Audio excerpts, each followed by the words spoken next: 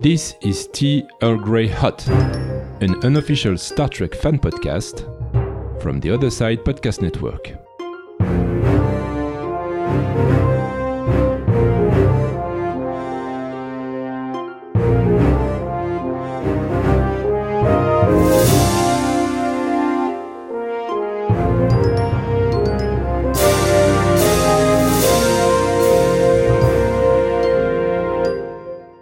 Borderland.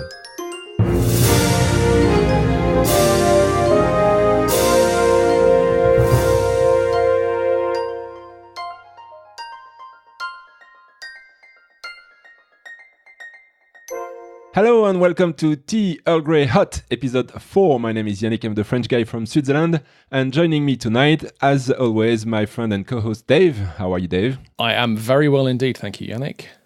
And we also have a special guest tonight. He is one of the co-hosts of Destination Linux. He is the host of the DasGeek YouTube channel. Please welcome Ryan to the show. Hello, Ryan. Hey, how are you doing? Did it hurt to say special guest? Yeah, kind of. Fair enough. We need a clapping jingle so that when we introduce the guests, we can kind of go. Yeah, we can add that on post. Yeah, it'll sound like a huge audience. Everyone freaks out. Yeah. So, how has everybody been this week? Dave, what have you been doing? Yeah, so this week I've been doing some research into the Star Trek Enterprise universe and trying to basically fill in some of the gaps from the stuff that we've already spoken about in the last few episodes. Learning a bit more about the characters and a bit about I suppose the background of the storyline of where we've been so far.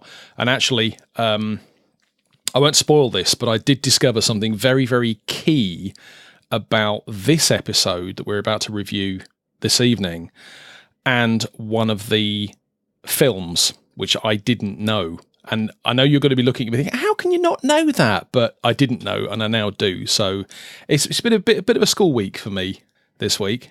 Ryan, have you been doing something related to Star Trek this week? Well, I'm going to make it related to Star Trek, but you're going to have to follow along with me here a little bit. So you know how a lot of people have the personal assistants like Alexa and those type of devices, right?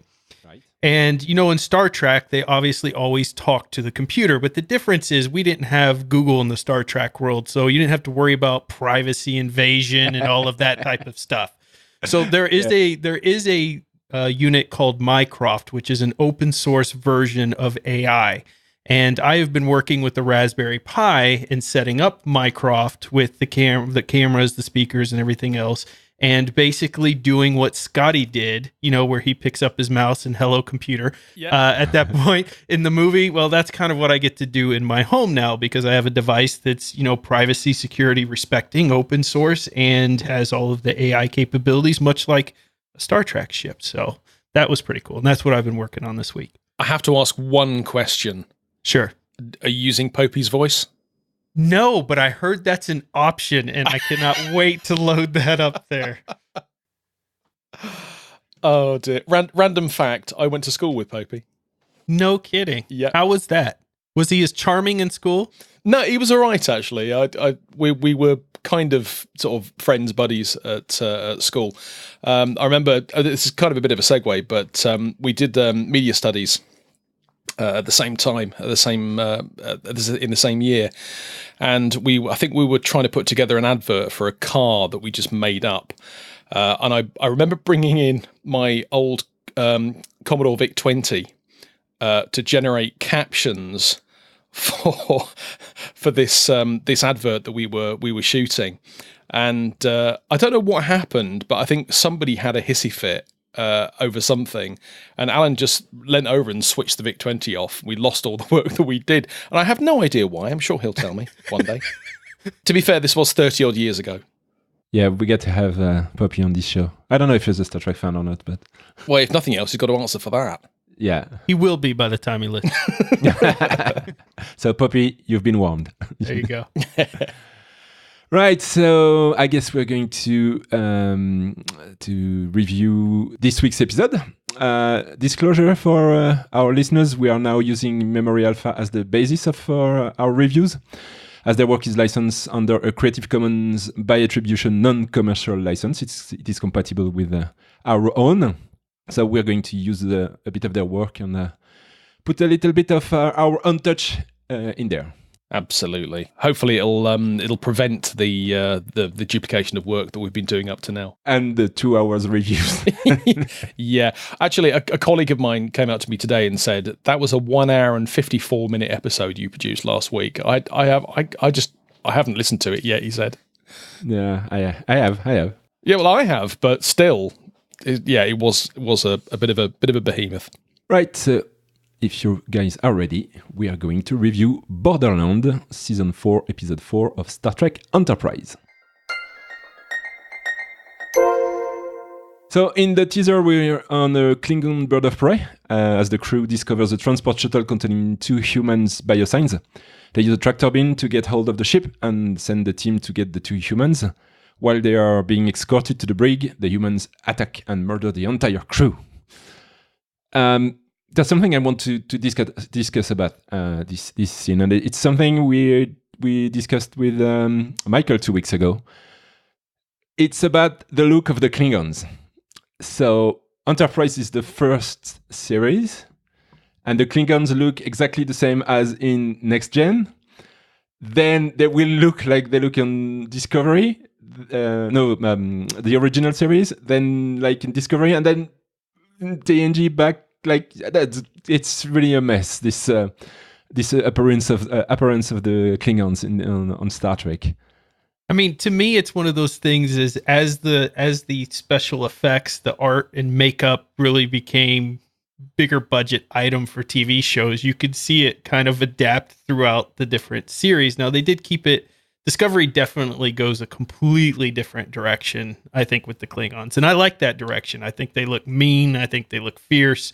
And they've updated them because, while I loved Next Generation, one of my favorites, and the Klingons in there, Worf doesn't really hold true to being scary anymore in today's. If I showed my kids and like, oh, that's a Klingon, and it was Worf, they'd be like, it just doesn't hold up. Whereas Discovery's Klingons hold up. Now they look, they look fierce warriors like they did in the past. They look like their own race rather than just proselytized humans. Exactly. Yep.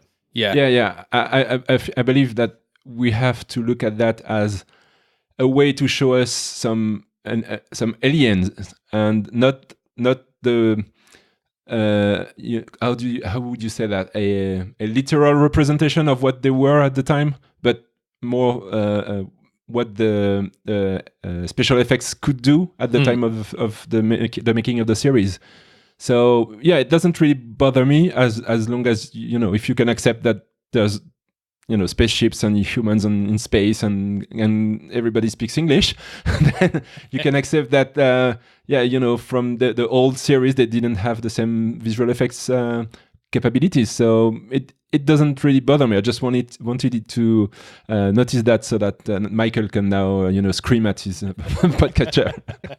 Yeah, I know that bugs him. He wants everything to stay consistent, but I just think that the art and makeup and obviously the budgets have increased considerably between these as well. So I welcome the change. I can suspend reality enough to allow that change to happen, that they're going to look more and more alien as the series progresses.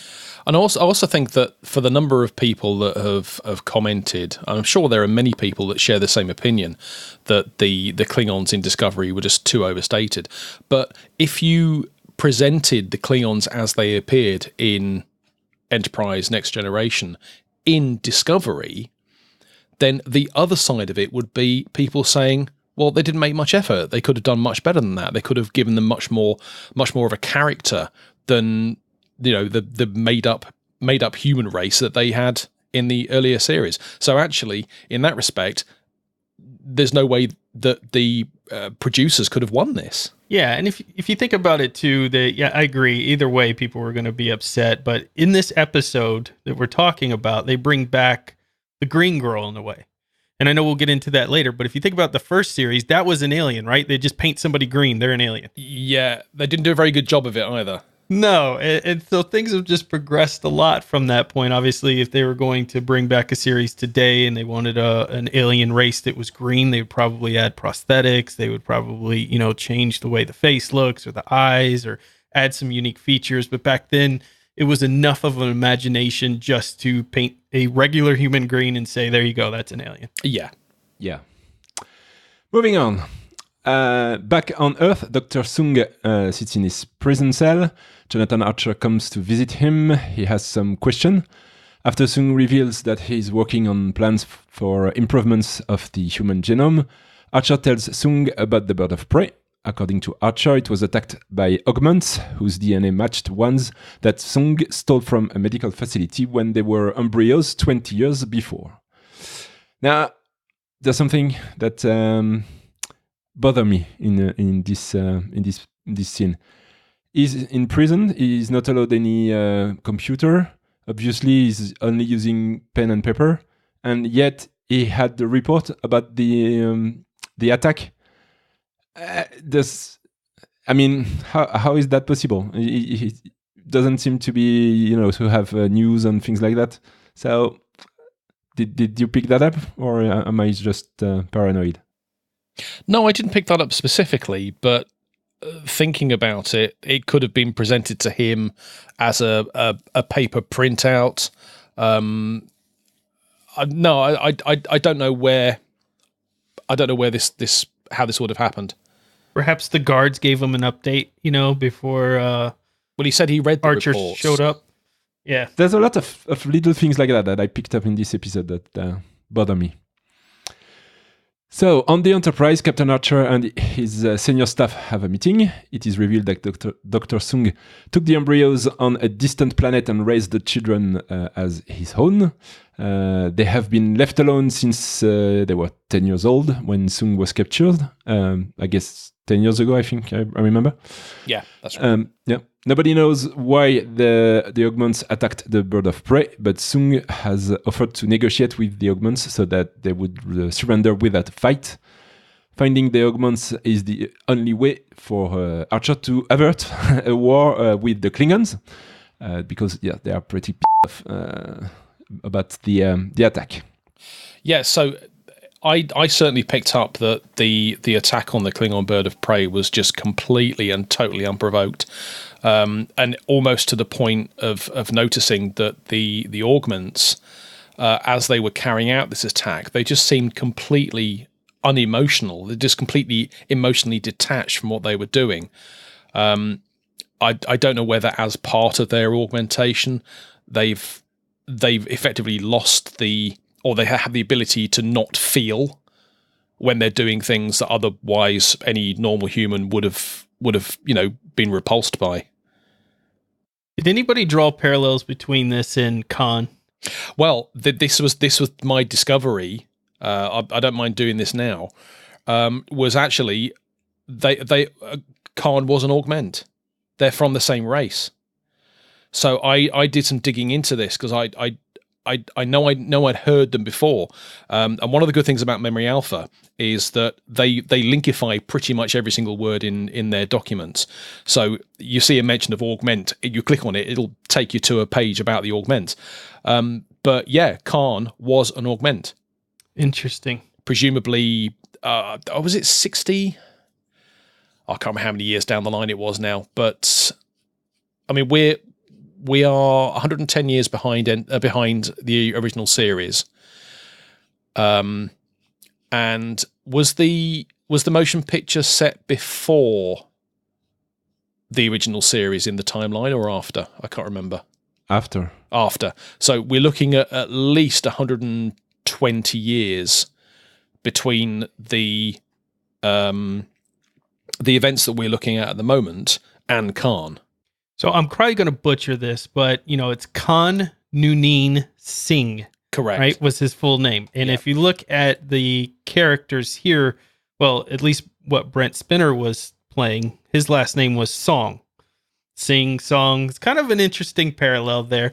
I didn't tie it back. I didn't do that history like you did, but clearly that's what kept coming into my mind. Seeing the augments was the whole Khan super strong human element there. And even kind of their, like you guys were talking about, the lack of emotion and just preemptive attacking kind of made me think of that. And of course, the fact that Dr. Eric Song was in a prison cell. Right. I've just had a look at some of the characters that we meet later on in the episode, and it doesn't look as though any of them have anything other than a single name. They don't seem to have surnames or middle names.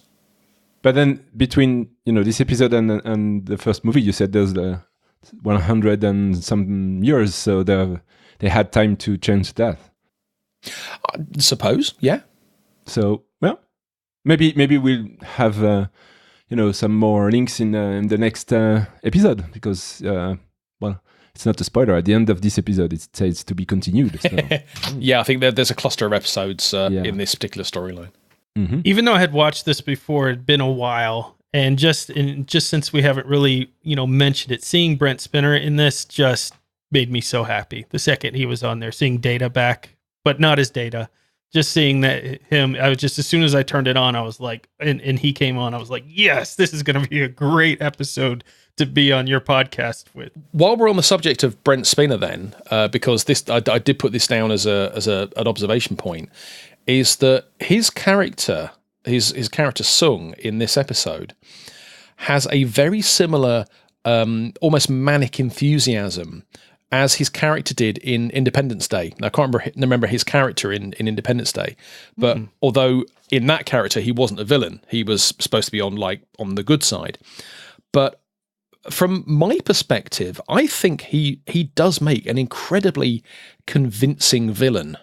He does. I'm even looking at still pictures of his face right now, and he just, he's in this deep thought in this picture, and he just does have that villain presence to him, which is interesting when you think about his portrayal of Data, because that was the last thing you thought of. Okay, so on the Bird of Prey, a power struggle ensues when the Augment leader Rakin scolds Malik for stealing the vessel. Malik takes great offense of this action, but he admits that Rakin is their leader, although reluctantly. So what is Malik's issue? Well, I guess it's it's Rakin's issue. What was his issue with Malik stealing this vessel? I think he wants to be the leader, and he didn't. He said that in the scene. He didn't authorize this action. But at that point, he hang on. Oh right, okay, yeah, no, of course, because Rakim was was their apparently their leader at the time, yes, but he was a bully. That's what he was. He was no leader. He was an absolute out and out bully. There's no other word for it. I agree. Yeah. Next scene, Sung is removed from prison and gets on board the Enterprise. He is introduced to T'Pol and Malcolm Reed, and obviously he knows them. So once again, I wonder how he can know them, but that's same point as earlier. And then he asks to meet Phlox in sickbay so he could analyze the DNA that the Klingon recovered. Yeah, taking a little bit too much of an interest there. Yeah, I mean, knowing what we know from having seen the whole episode at this point, I'm now thinking to myself, well, he's digging for something. He knows something. There's a certain forced, casual interest that isn't just casual. There's a definite motive behind this. Right. The next scene, I thought we were gonna have some link with the previous episode, as Trip and T'Pol briefly talk about the wedding. Yeah. But then Captain Archer enters the bridge and, the spell is broken. As the Enterprise prepares to launch, Archer takes a moment to regard his reassembled crew and tells them that he wouldn't have it any other way, as the ship leaves space dock and warps toward the Borderland. Now, I have a question. Mm-hmm. At the end of that scene, Archer says, Travis, in order that Travis should set the Enterprise underway. Was I the only one who expected him to say, take us out? No. Because No, I was really disappointed that he didn't. I was waiting for it. I was waiting for him to say, take us out, and he didn't. And I believe the scene right after he gave the order, we see the Enterprise leaving space dock. Yep. And I believe this is the exact same scene we saw on the first episode. Yeah, Star Trek are terrible at reusing scenes. Yeah. I can't remember which films they were, but there are two different films, original series-based films, where the destruction of a bird of prey is absolutely identical between the two films. I can't remember which ones they are, but... Cheap FX. Yeah, well, exactly. Well, to be fair, it was in a film, so the films are going to be a good number of years apart. How many people are actually likely to remember that exact destruction of a bird of prey? At the time, maybe, but now you can watch them on. Well, you can't watch them on Netflix right now, but you can have them on DVD and binge watch them. Yes, exactly. And that's when you do that you notice those things. Of course, if you go to the movies, 2 years after, or if it's like 2 or 3 movies apart, then 6 years after, then you don't necessarily remember, but. They're not worried about our level of geekdom, right? They're just like, we'll throw this in there. 90% of the people won't even notice, except those geeks. And we're in that category, Oh, guilty as charged. Another part of that scene, I actually have another question. Another part of that scene was the new chair. Yes. So Trip was effectively presented the new captain's chair to Archer. And Archer sat down in it, and he likes the chair, it's nice and comfortable. Am I, again, the only person who now wants to know what that button does? Yes, of course. Don't press that button over there, he said. What button? What does it do? I mean, that's the perfect example of geekdom right there, because you can't tell a geek not to push a button. We have to know how it works. That's like the ultimate for us. Why can't I push the button? What's going to happen if I push the button? Should I push the button? I don't push the button. Yes, don't push the button. But do you push the button, or do you spend years scanning the ship schematics to try and work out exactly what that button is connected to before you press it? Or you ask...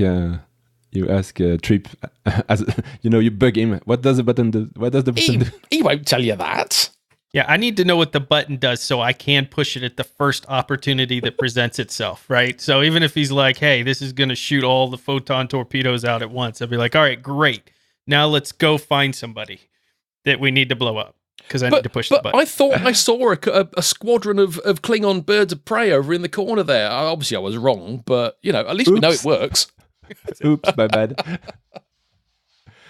Okay, so while the Enterprise travels at warp speed, Archer informs T'Pol that a Klingon ship was spotted, probably doing reconnaissance in preparation for maybe an attack on Earth.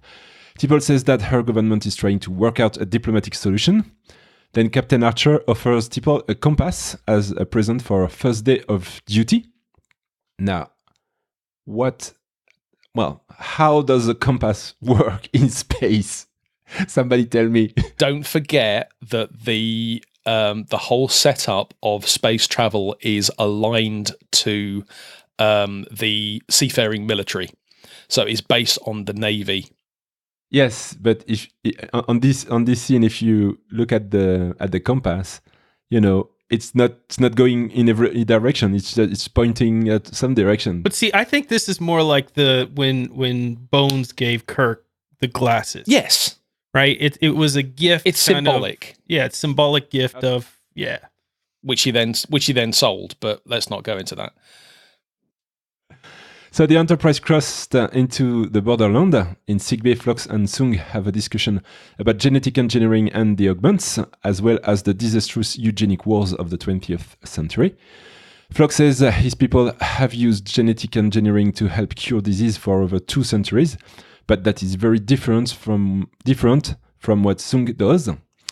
He is not pleased about Sung's work and behavior, and I guess I was not expecting Phlox to be like that. I mean, as we said, I think it was last week, I guess, that he's always smiling, he's always happy, he's always taking the life on the bright side. But here he was really annoyed by what Sung did. So this was one of the interesting scenes for me because I don't feel like I got closure on this. And one of the things I love about Star Trek is that they put you in these moral dilemmas that sometimes there's not always a good answer for it. Sometimes there is no perfect solution. When they're talking about this genetic engineering, eugenic wars and things, and Phlox says his people have used it for years.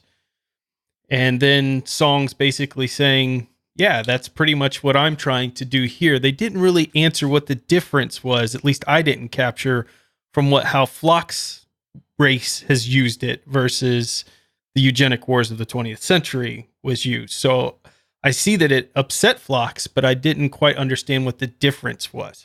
That is a very fair observation. The only thing I can glean from that is that Phlox's sensibilities in that on Denobula, I'm presuming that the improvements they've made to their genetic code has been for the benefit of the entirety, rather than trying to effectively breed a race of in this case superhumans. Interesting. Which is not for the benefit of all. That's the only thing I can think of. No, that's actually a really good thought if that's what they were going for, because that completely makes sense, right? One is just helping this one group of people who are now going to be the superhumans versus the entire race being benefit from genetic engineering. So at the end, then the moral lesson here is not necessarily genetic engineering would be a bad thing, but that it has to benefit everybody. Well, don't forget, of course, Phlox is a medical professional, so his I don't know what the equivalent of the Hippocratic Oath would have been in that particular time, but I'm sure that he would have signed up to some kind of oath that said that he was going to preserve and heal people, or people, creatures, whatever you want to call life forms. Life forms. Thank you. And of course, if he's committed to that ethos, which I have absolutely no doubt that he is, then anything that I suppose tramples over that, like breeding a race of superhumans effectively to use as weapons against other people, then yeah, I can certainly see how he would take exception to that. Okay, so let's move on. As soon as the Enterprise enters the Borderland, it is attacked by 2 Orion's interceptors. They transport 9 people, including T'Pol. Archer asks Sung how he can get them back. Sung replies that they are probably on Verex 3, being processed to be sold as slaves. Sung offers to guide Archer to this planet, as he is used to acquire supplies from the Orions while he was on the run. Do you remember a couple of weeks ago we were talking about the physics side of the Enterprise? We were talking about how the Enterprise would have been able to travel at 200 kilometers an hour. Yes. And, if they're only a minute away, then they must have been, a long way away. Just considering warp speed. So when the Enterprise was being attacked by the interceptors, they were in warp. Now, Enterprise dropped out of warp and then slowed down. And then a few seconds later, the 2 interceptors do exactly the same. Now, on the basis that the interceptors are as close to the Enterprise out of warp as they were in warp, then at the point that the Enterprise dropped out of warp, those few seconds would have put the interceptors thousands and thousands of miles in front of it. That's such a brilliant observation, and that would probably be a military tactic you would use if you were being chased, right? Assuming all this was happening, is you could drop out of warp when they got close to you, and they would fly right by you. Exactly, and this might just be the geek, the 90% of people won't notice that kind of thing, but it's just one of those little tiny details that I just can't let go. You know what? I was watching Top Gun for the 166th time last night, and Maverick does just that. It puts up the air brakes on the enemy plane, not ship. The enemy plane goes in front of him, and then he shoots them. So that could be a tactic. Yeah, drop out of warp, and let the enemy go in front of you. Yeah, because the reaction time for the Orions to to drop themselves out of warp, it's more than a few seconds, surely. But this type of battle happens quite a bit in Star Trek. I have noticed because I'm thinking about Borg, right? The Borg definitely love to give chase while in warp, and generally they'll shoot, while the Enterprise or whatever they're attacking is in warp, and then the Enterprise will fall out of warp, and the Borg will be right there. The Borg can get away with that because they don't have the. I was about to say the human aspect, but they don't have the life form reaction times. That's interesting. Yeah. Potentially. Okay, I give you that. It's all hypothetical anyway. Right. So, on the board of prey, Malik and Persis, a female augment, discuss the fact that Rakin is taking them somewhere far away to live their peaceful lives. He says that it isn't what their father would have wanted, to run away and hide. Malik suggests that Persis could try to convince Rakin to reconsider his decision. Meanwhile, on Verex 3, T'Pol is fitted with some kind of device on her neck. She's then thrown in a cage where she finds unseen Jeffrey Pierce. He is obviously scared, and T'Pol tries to make him calm down, which is not an easy task. No. In this crowd.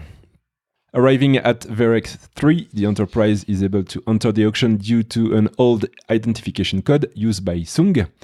He is fitted with a transponder, so he won't be able to escape without being tracked. Then Archer and Sung beam down. At this moment, there's some kind of hostility between Trip and Sung. But if I'm right, it's almost the first time they meet on this episode. I didn't really get why Trip was so hungry after Sung. I thought there was some prior interaction with them at some point. Was there not? I'm pretty sure they met when Sung first was brought up, when Archer brought Trip onto the Enterprise. Right. At the same time he met T'Pol. Because I remember posting a note on there saying that Sung's admiration of T'Pol was greasy. But I'm sure that Trip was there at the same. No, it wasn't. It was Malcolm. Sorry, no. So yeah, that would have been the first time that Sung had met Trip. Yeah, and then Sung made a reference to his Vulcan friend, but I didn't get that either. Yeah, well, I presume he was talking about T'Pol. Yeah, me too. If he was talking about T'Pol, I found it very interesting that he was able to pick up that there was clearly a thing between them. Maybe that's Sung's superpower. Talking about T'Pol, she is taken to the auction stand and she is found to be a high demand individual, and she is sold for a very high price to a Tellarite. The only thing I picked up from that scene was the auction process. I found the cluster of 30 or 40 people randomly tapping at screens.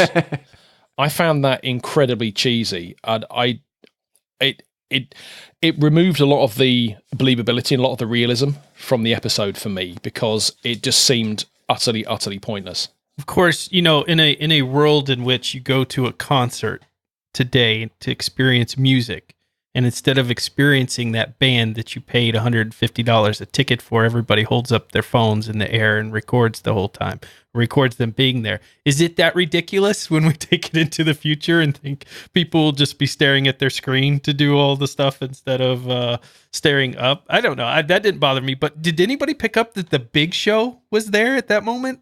I mean, this was another special guest star, but the big giant green guy is the Big Show from wrestling. Yeah. Okay. I saw the name Big Show come up in the credits at the beginning of the episode, and I didn't have a clue who it was. But now that you've said it's the big dude, the auctioneer chap, then that actually makes sense. And I did pick up on the fact that he picked up T'Pol like she was a rag doll. yeah, absolutely. I noticed that too.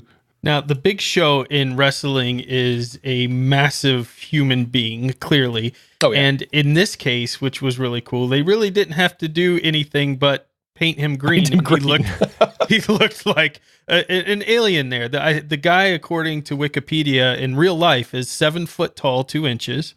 Wow. And weighs between 383 and 425 pounds. I guess he goes between there. So when you see him pick up T'Pol, his one hand almost wraps around her entire waist.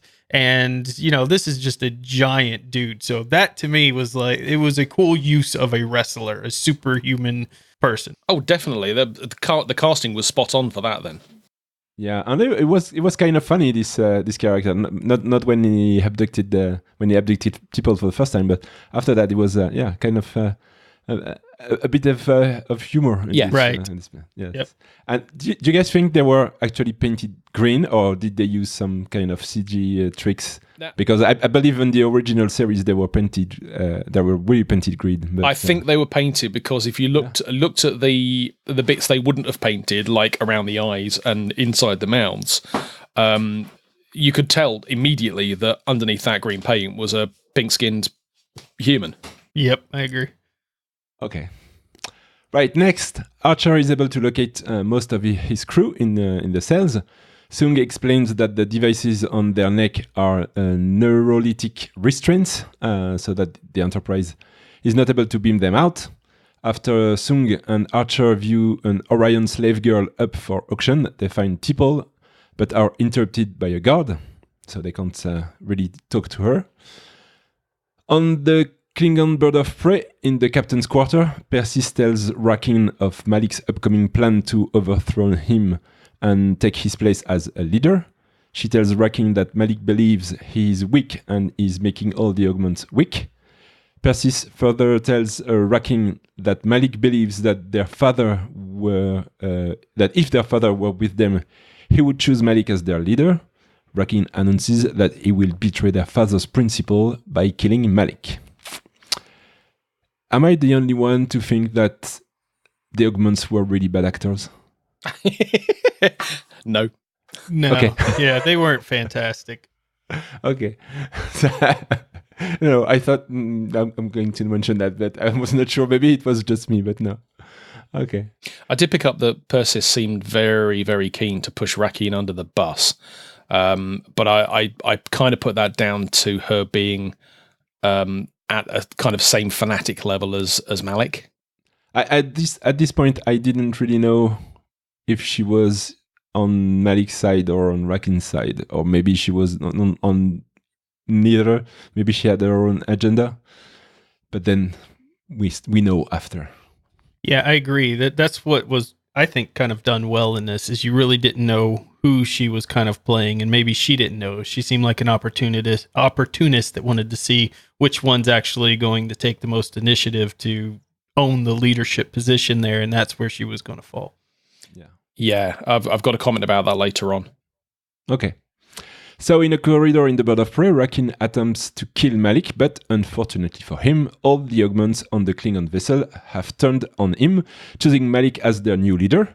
This eventually leads to Rakin's death at Malik's hands, and command of the ship is officially handed to Malik. So I thought it was a bit hasty, this scene, you know. Rakin arrives and then everybody turns on him and he's dead, and that's all. Yeah, the whole gun thing as well. You know, if you're gonna turn up and shoot somebody, make sure your flipping gun works. Yeah. But I did find the whole scene. Yeah, I think rushed is a really good word for it. I found it quite cold blooded. It seemed unrealistic. If they were brothers, as they were supposed, well, I don't know if they were genetic brothers, but certainly fraternity-wise, they were brothers. But there didn't seem to be any thought. You know, Malik had made his decision to kill Rakin and just went ahead and did it. There was no emotion or anything behind it. Although I did notice. Well, firstly, there were no blood stains, which again, you know, come on.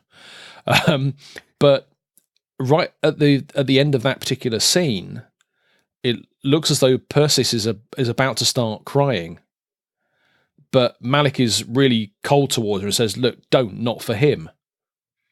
But that I'm now questioning where her allegiance lay. Sorry. Yeah, because it's the same as I said earlier. We don't know where she was, which side she was on. Not at all. I mean, when she was fraternizing with Rakeen, I was thinking, okay, well, you're playing him at the moment. You're Malik's girl, but actually, maybe that wasn't the case. Maybe, I don't know. Or it's some regret in there. I actually like that scene because, like everybody was saying, that there really wasn't a lot of emotion in the death of the brothers fighting, and that to me was rushed, right? And they could have probably extended this. They had a lot going on in this episode that they could have probably extended out into other episodes, but in this case, they rushed that through. But that was an interesting emotional moment, in my opinion, where you have somebody who wants this plan, but the plan is evil, right? One of them's going to die. And then when it happens, suddenly you realize the weight of that plan of, hey, this person's now dead. This person that you at least pretended to love or had some affection for is now dead. So there was some regret there, it seemed. So I'm not even sure what purpose this particular scene gave to the episode as a whole. The whole brotherly feud, it doesn't seem to have any end goal. I mean, it may well be that in episode 5 or even episode 6, this will become a bit more apparent. But for me, I would have been quite happy if the whole fighting between Malik and Rakeen didn't even happen. Right. After Tipple, Anson Pierce was up to for option. Archer bought his crewman, and he bribed an Orion guard to deactivate the restraint but leave it on his neck. So when he's back on the Enterprise, Phlox removes the implant and gives it to Trip so he can analyze it. Trip finds a code to deactivate all the restraints, and Archer returns to the auction along with Sung. Archer is able to deactivate the restraints for all the slaves, and the riot ensues. The Enterprise crew is beamed back to the ship, but Sung stuns the captain and escapes. He deactivates his transponder so he can't be tracked.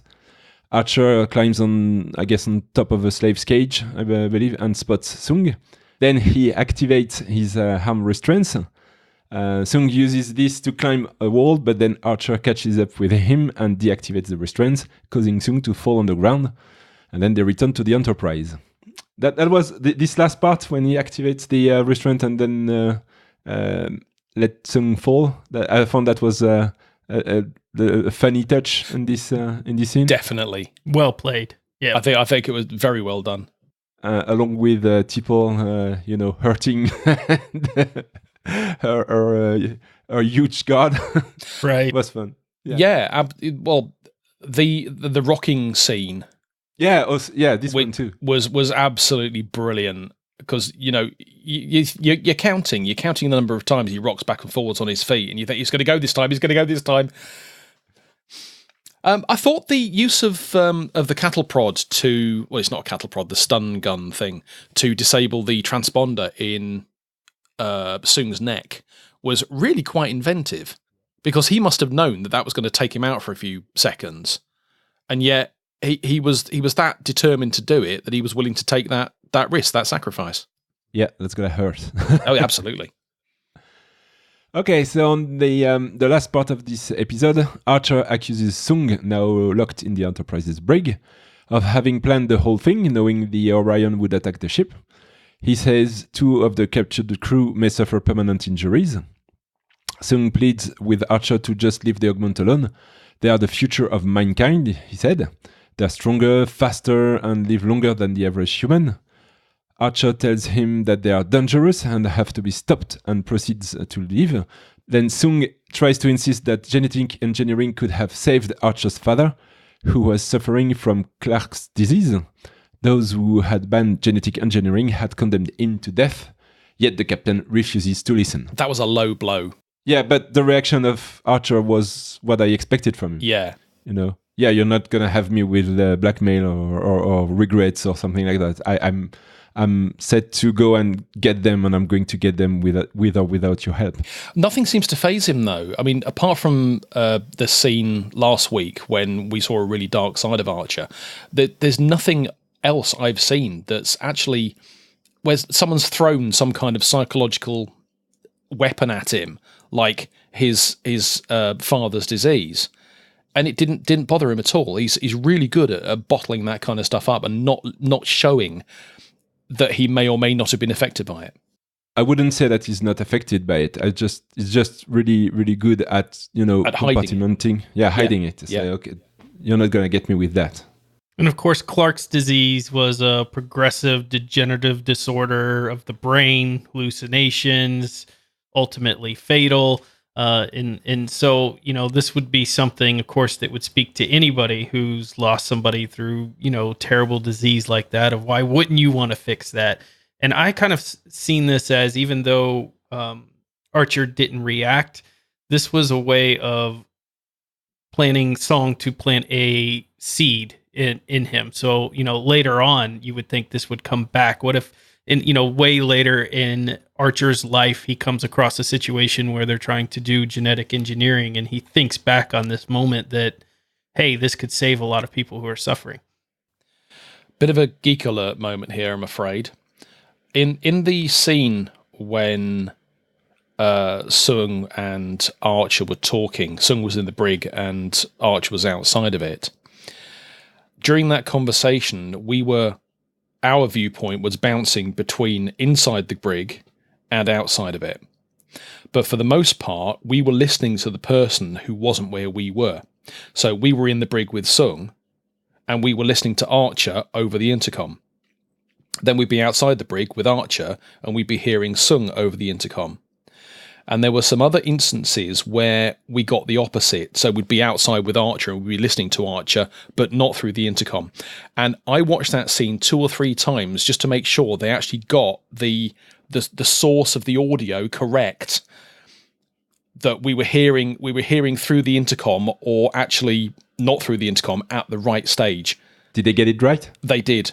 Your level of geekdom is admirable, sir. Admirable is not the word I would use, but I do appreciate that. Thank you. Okay, so Tucker and Tipple speak briefly in sickbay. He asks how the honeymoon was, and she says that although she was on Vulcan for 2 weeks after Tucker left, she spent the time in meditation, and she specifies alone. Tucker says that it isn't really his business anyway, and that's it. I mean, the whole episode last week just gone like that. I was expecting more. Yeah, there was a lot. There was a lot of emotion in that. You could tell. Yeah. From my observation, I think T'Pol really regrets what happened on Vulcan. Yeah, she's really got problems, and the fact that she got emotional when Archer gave her the compass, I forgot to mention that, actually, that you could see she was getting really emotional. She was really struggling with her emotions there. I think the whole situation on Vulcan in last week's episode, it's really weighing heavy on her, and I still don't think she knows how to handle it. Yeah, I agree. Also, just a quick question. She said she went to Mount Seleia to meditate. Wasn't it Mount Seleia where they took Spock in the journey, not the journey home, the search for Spock, at the end of the search for Spock for the Faltor Pan? That was Mount Seleia, wasn't it? I believe so, yes. Yeah. Right, resuming their search for the bird of prey, the Enterprise is again attacked by 2 Orion interceptors, claiming they stole Orion property. The Enterprise is suffering damage until a bird of prey appears and chases off the interceptors. Docking with the Enterprise, they find out that it is the Augments. Malik meets with Archer and tells him that Sung has contacted him and they have come to rescue him. Archer says his order are to take the Augments back to Earth. Malik says the Earth despises the whole idea of his kind, and besides, they are superiors to humans. Well, that kind of attitude's not going to help their cause, no. Is it? If they're going to go around saying we're superior to humans, then yeah, Earth isn't going to like them. You know how to get everyone to like you. Tell everyone you're superior to them. That always works. That always, yeah, always. Oh, every time. I thought in that scene, Malik reminded me a lot of Agent Smith. There you go. Yeah. Did you get that? Yeah, absolutely. Yeah. Very, very much so in his work, the way he spoke, in his mannerisms. I thought very much like Agent Smith. Yes. So Malik warns Archer that he's going to attack him, and then a moment later he grabs Archer's neck, threatening him to kill him if Malcolm or anybody else interferes. As the rest of the Yogmans break into the Enterprise, Malik, with Archer as a hostage, exits the ready room onto the bridge and then to the turbolift. They proceed to the brig and release Sung. Persis hugs him and Sung smiles. At the docking port, Malik arrives with Archer in front of the rest of the Yogmans and Sung. Sung says that he is proud of all of them and tells Archer to go home and start learning to speak Klingon. Now, have I missed something there?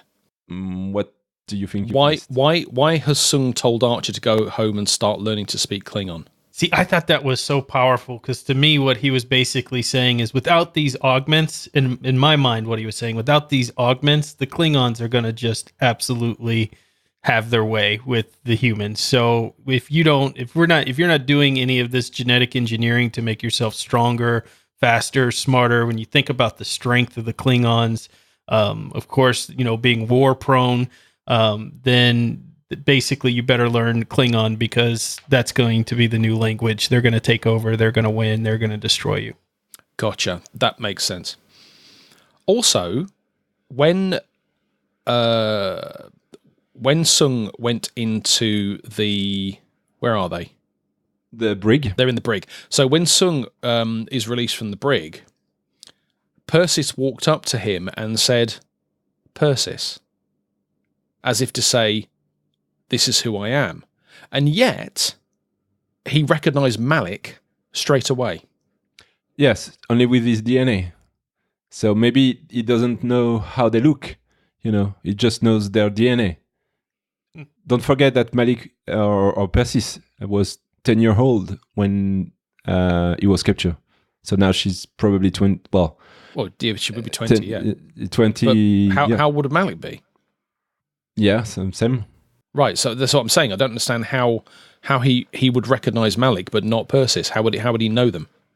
Well, I don't know if he recognized Malik. He did. He went up and said Malik. It was Sung that said Malik.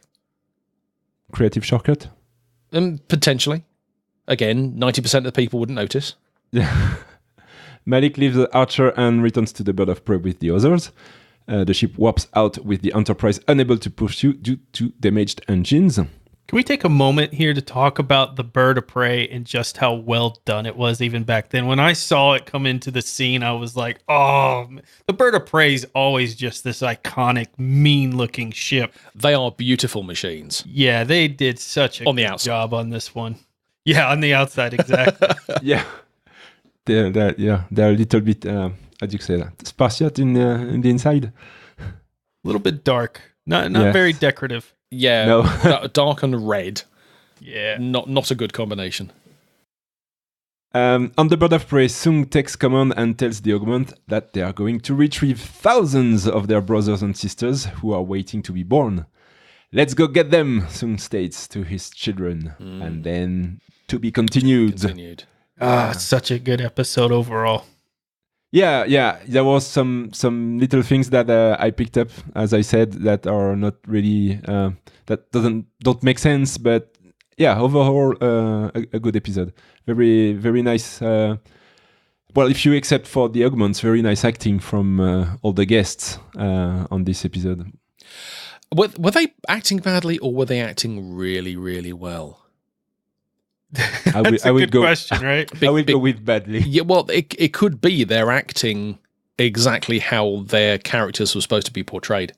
Yeah. To me, a successful Star Trek episode, you have to have the moral question that you have to sit there and does it give you that moment of pause? Like, is this augmentation? Because I think sometime in the future, we're going to be faced with this, right? Is augmentation a good thing or a bad thing, and how would you handle it? And this episode did that. You also have the kind of the captain, right? The sly captain outsmarting the enemy, which you have in this episode. And of course you have the fantastic space moment scenes with the Klingon Bird of Prey coming in. To me, it had a little bit of everything in it. Yes, there were moments that were silly, a little bit, canny, and the acting needed some help here and there. But overall, this whole episode, I was just, this is right up my alley.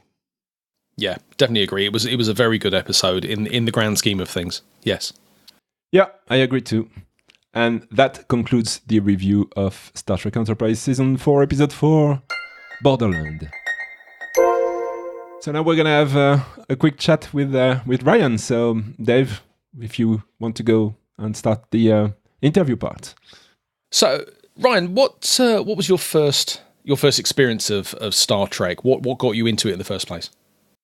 My parents loved watching it, and it was, my parents were not big TV watchers. My dad, owned his own business. He was constantly working.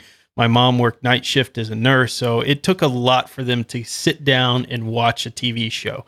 And this was the original Star Trek series, and of course, Next Generation were two of the TV shows that they would always sit down and watch, and that was really our family time together. So my brother was way more of a geek than me growing up. He was, one of those kids that just would come home in grade school with quantum physics books and just loved building ships out of constructs because Legos weren't as cool to him. He had constructs, if anybody remembers that. No, I've not heard of that. And he would build the ships and things like that out. So, to me, it was a slow process. I was more into, at that time, believe it or not, football and the typical stuff boys are into. But it wore off little by little on me with the, just how much my family was into it. So later on, it just really stuck with me, and something that now, of course, as an adult, I'm passing down to my kids. That's very nice to be able to enjoy Star Trek with your family. Yeah. I mean, it's the people I know who like Star Trek, they're usually found that on their own, or because of reruns of the original series or things like that. But no, I have actually never heard of anyone who told me that they enjoyed Star Trek with their family. So that's really nice. Yeah. I got into Star Trek with my dad. Kind of passed it on to me, but not because he was a fan necessarily, because he didn't switch it off when it was on. Now I'm not old enough to remember the original run, and I'm pretty certain, Ryan, that you're not either. But the reruns of the original series were, I don't know, there was a certain attraction for me that I can't quite put my hand on. What was there anything particular about the original series that attracted you to it at all? So this is going to sound a little odd, probably not to your audience, but anybody outside of your audience would find this odd. But Kirk, to me, was always extremely inspirational and has affected who I am today in a way. His character, his leadership style, always wanting to win.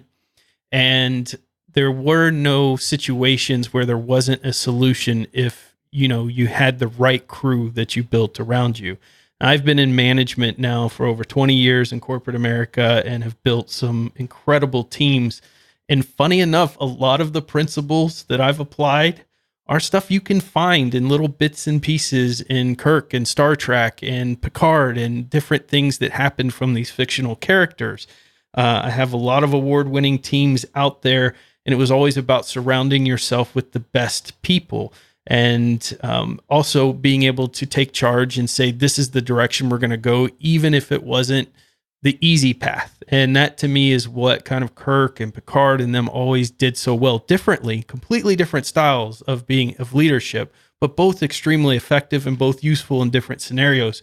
So to me, Star Trek is something that I can apply. I've applied way later in life. And that's what stuck with me, is that leadership style of, him always taking charge, having an answer.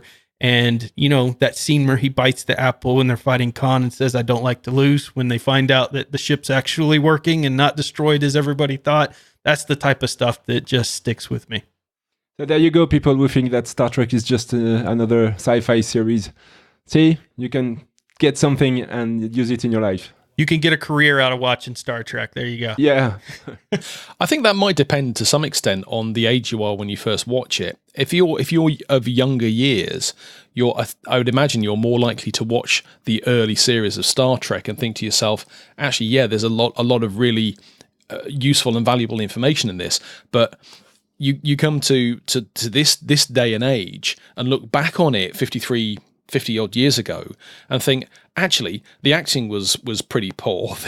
The sets were made of cardboard. It wasn't actually that good after all. But I don't know. I mean, presuming you picked up this appreciation of Kirk and how it applies to what you're doing in your management role at quite an early age. Yeah, I mean, for me, my dad owned a family business, so I was put into, very early age at 12 and 13 years old. I was running my dad's shop because he was writing software and he didn't want to deal with the building computer part. That wasn't what was interesting to him. He wanted to write software. That's where most of the money was coming from. But he also had the storefront that he opened. And this was the first time he'd moved the business out of the house. So he didn't have enough money at that moment to hire a full-time employee. So he's like, you're going to run the storefront.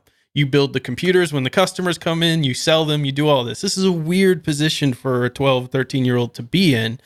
But in a lot of ways, I feel like certain elements of Star Trek and those leadership things, of course, there was my father as well as a huge example, and my mom and things, and taking charge. But there were little things that you picked up about having that confidence about them. Kirk always had that confidence, even when everything was stacked against him. He would come out with the confidence, so his crew didn't realize how bad of a situation they were in. So I don't know that I analyzed it at that moment like I do today, but I do think parts of that show had an impact on how I presented myself. I was a 12 or 13-year-old kid. I had the technical experience to do what needed to be done to build machines, but I didn't have the true, wisdom, and basically had to fake it in a way and to make it. And later in life, of course, it, looking back on it, I've applied it slightly differently, but I do think it had an impact on me even back then. Also, you can't forgo the fact that Kirk had such a confidence with girls, and girls were a big deal when you were a teenager. So, that definitely had an impact. Do you think that your dad was inspired by James T. Kirk as well? That's such a good question, and I've never asked him. I'm going to have to go back and see if he got that same inspiration out of it. I don't know the answer to that. I definitely see some of Kirk in him. He took huge risks with the family, starting his own business. I remember him waking up as a kid, and remember him being in, because he didn't have an office at this point. He was building this business from the ground up, and him and his business partner, I walked by the one bedroom that was near ours as a kid, and there were Tums all over the ground and computer parts everywhere. And they were just working all through the night trying to build this dream, that they had that eventually one day, took off. And so, but it took many, many years and a lot of struggle to get there. But I'm sure some of that kind of bold attitude came from some of these shows. You know what? You're going to ask your dad and then you're going to come back on the show and tell us. I would love to do that. Sounds like a plan. Have you got anything else, Yannick? Yeah. Do you watch the new series like Discovery, for example, the same way that you did the original series reruns or the Next Gen? Or is it... I mean, when I watched Discovery for the first time, I had to kind of force myself during the first episode because it was Star Trek, but it was not really Star Trek. So, but it grew on me, I guess. So I was wondering if what's your relation to the newest stuff on Star Trek? I mean, it's funny because I guess in a way I'm one of these hybrid geeks when it comes to Star Trek because I love Discovery, and from the aspect that to me it brings a whole new generation. Yes, it's not the same level of space opera that Next Gen was. I don't feel like they have put as many moral dilemmas and things in the show yet that we've seen, although there have been moments that were just awesome. But overall, I think the action and the CGI and the acting and, of course, very strong female cast in there and things have all attribute to this next generation of kids and will speak to them. I don't like, of course, the fact that it's kind of behind a paywall, and so a lot of people don't get to see it like we have. But then, of course, when they brought in Christopher Pike, I mean, this is just awesome. Every scene he's in, just absolutely incredible. And Michael, I think, does an amazing job through this. So yeah, I love it. I absolutely dig it. I love, of course, the ship itself. Does it follow the same, storylines and things and really a good continuation? No, it's kind of its own canon on its own, but I still love it. It's Star Trek. It's back on TV. This alone makes me excited, and there's enough of Star Trek in there that keeps me going. I'm with you on that one. I mean, yeah, I totally agree with you that you can't go into something like this and expect it to be based on what you've known in the past. I mean, look at all the remakes that have been made of TV series and films. You just can't compare them to what was in the earlier series. But I think, yeah, Discovery, it is Star Trek. It is different. It is challenging in some of the production decisions that have been made. But I find it one of my favorite series. Yeah, absolutely. I love it. In episode 0, we were talking about Discovery, and I agree with you, Brian. I think maybe if it's a bit different from the Star Trek back in the days, it has the opportunity, the capability to bring new viewers that would not necessarily come to Star Trek because of the as you said, as the dilemma and the space opera thing, and they are more action oriented viewers.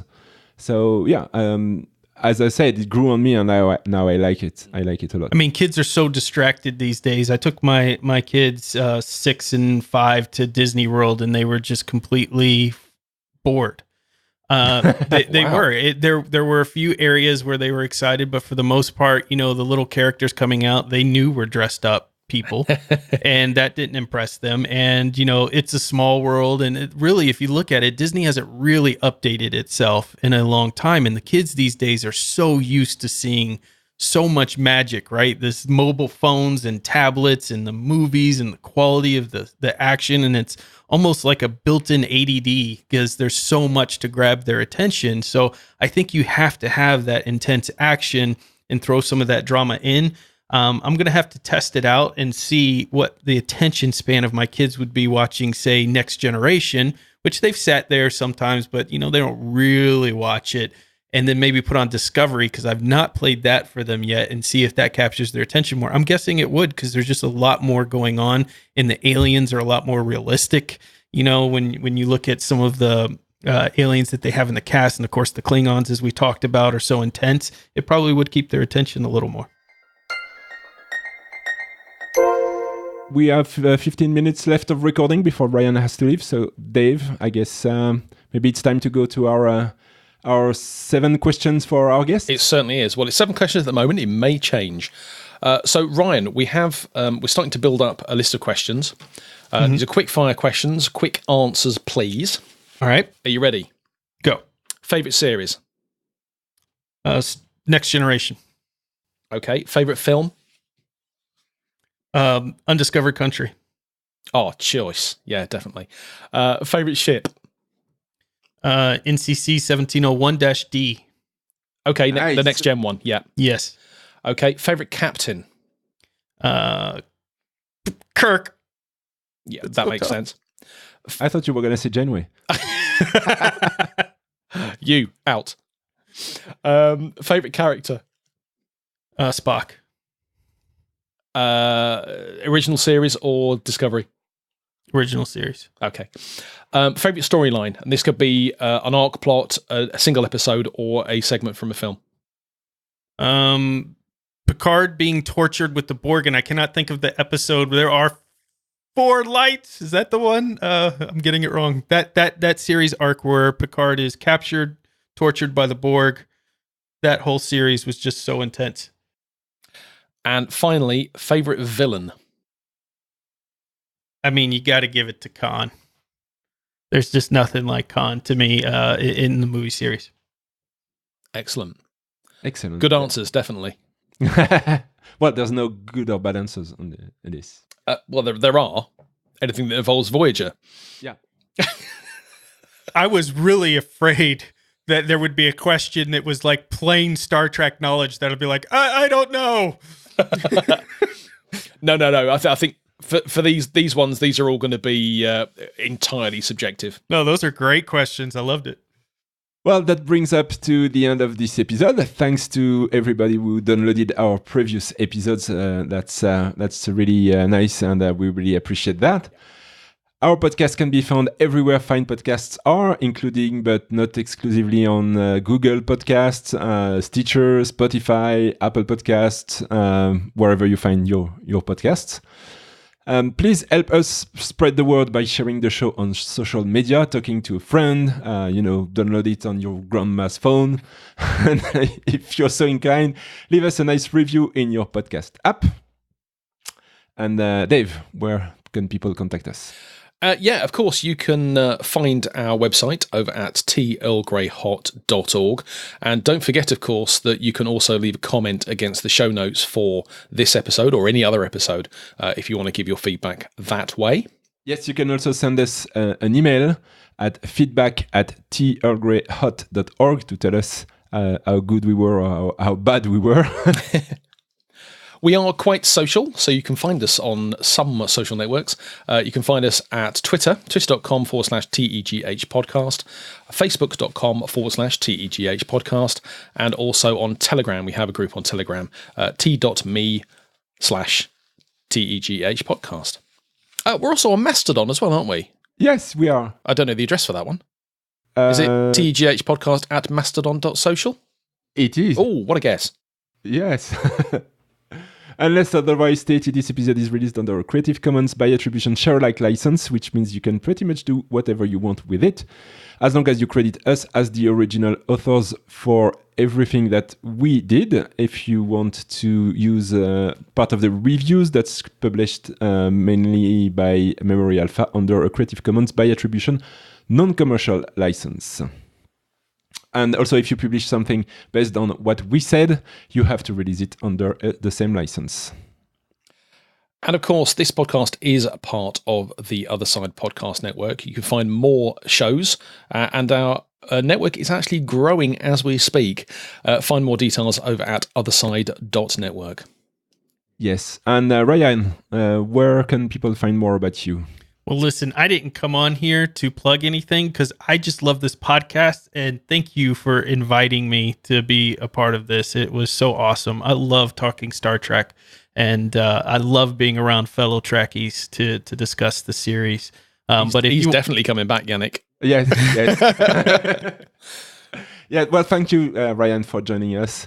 As I was saying 2 weeks ago, we're still, searching where we are, what we're doing. We don't really know what we're doing, but, we're trying to do the best we can. And the first guests are always the ones who try new things, and we try new things on them. So thanks again, Ryan.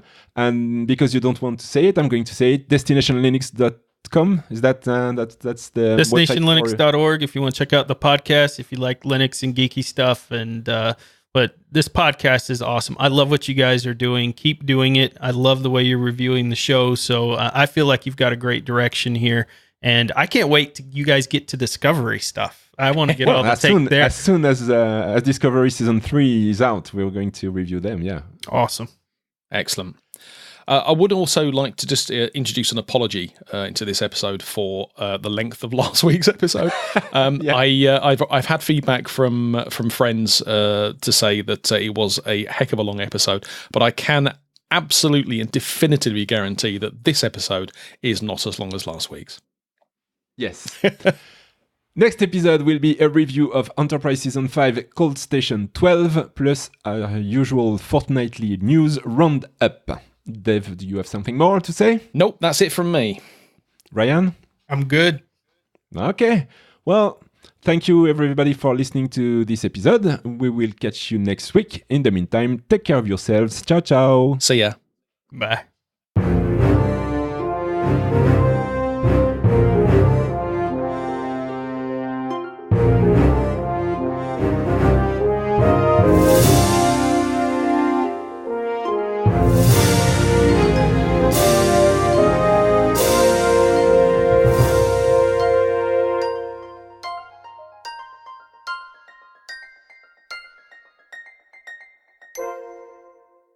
Ah You were listening to a member of the Other Side Podcast Network. Find more about our shows on otherside.network.